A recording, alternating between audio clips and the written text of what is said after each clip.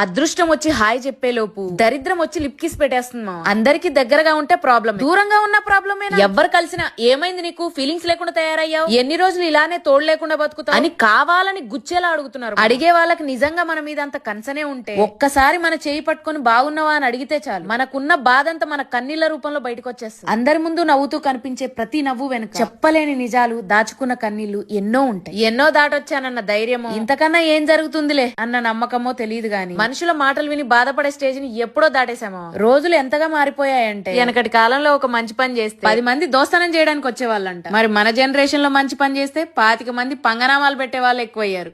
దయ్యాలు వేదాలు వల్లిస్తుంటే దేవుడే నిర్గాంతపోయి చూశాడంట. కొన్నిసార్లు పిచ్చినా కొడుకులు రెచ్చిపోతుంటే మళ్ళాంటి మంచోళ్ళు మౌనంగా ఉండక తప్పదు మావా, తప్పదు. ఒక్కోసారి వదిలేయడం కూడా తెలిసి ఉండాలి మనకి. వదిలేయడం అంటే ఓడిపోవడం కాదు, మనది కాదు అనుకున్న దాన్ని మర్చిపోవడం. ఎదురు చెప్పలేని మంచితనం, గుడ్డిగా అందరినీ నమ్మే గుణం, ఇవి చాలు మనకు. వేరే శత్రువులు అక్కర్లేదు. బలహీనుడిని బలవంతుడు కొడితే బలవంతుడిని భగవంతుడు కొడతాడంట. చెత్త ఉన్న చోట ముక్కు మూసుకోవాలి, చెడ్డవాళ్ళు ఉన్న చోట మన నోరే మూసుకోవాలి. బాధలు మనకు సొంతం కాదు, సంతోషం మనకు శాశ్వతం కాదు. ఎవరో కోసం ఆలోచించేంత ఖాళీ మనకొద్దు మామ. బిజీ అయిపోదాం చలో.